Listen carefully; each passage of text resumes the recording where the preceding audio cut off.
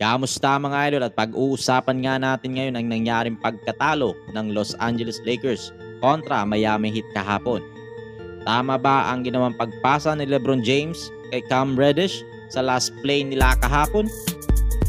So kahapon nga mga idol, sa game ng Miami Heat at Los Angeles Lakers ay naging dikit do hanggang sa mga huling segundo. Ang last possession nga ay sa Lakers with a chance to win the game ay pinasa ni LeBron James ang bola sa open na si Cam Reddish.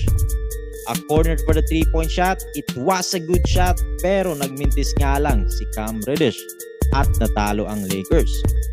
Kaya naman nagkaroon nga ng debate kung tama ba ang ginawang desisyon ni LeBron James. Well, sumunod nga lang si LeBron sa play ng kanyang coach. Dahil nakita nga sa TV kahapon mga idol, bago maganap ang play na sinet up talaga ni Darvin Ham ang game-winning play kay Cam Reddish. So tama ba ang play na ito? Well, finding the open person is always the right play. Ngunit ang mukhang mali nga dito ay ang nilagay ni Coach Darvin Ham na tao sa corner o ang ginawa niya ng play. Kasi sa fourth quarter nga mga idol, dalawang clutch 3 points ang ginawa ni Christian Wood. Si Austin Reaves mainit nga kahapon, nagtala siya ng 23 points. Si Taurean Prince naman magandang shooting so far this season. Si LeBron James na may 30 points sa game kahapon. Si Cam Reddish na may 2 of 16 shooting sa 3 points ngayong season. Kung sa palagay nyo ay si Cam Reddish ang best option out of the 5 players na pumukol sa game-winning shot, ay kayo na lamang po ang mahumusga mga idol.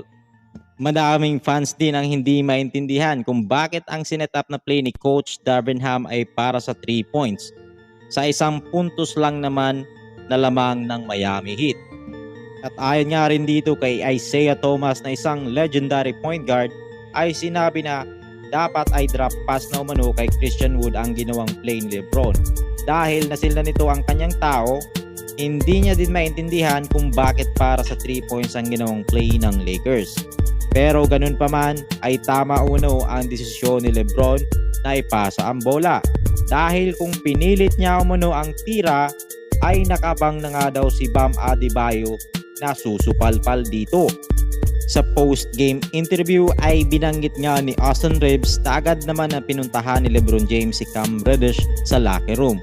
At sinabihan na tama ang tira na ginawa niya at kapag nalagay sila ulit sa sitwasyon na ganun, tiwala pa din siyang ipasa ito sa kanya kahit na mintis niya ang go-ahead basket kahapon.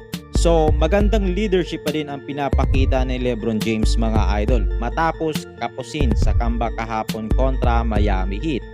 Ano ba ang masasabi nyo sa sinet up na play ni Coach Darvin Ham para kay Cam Reddish?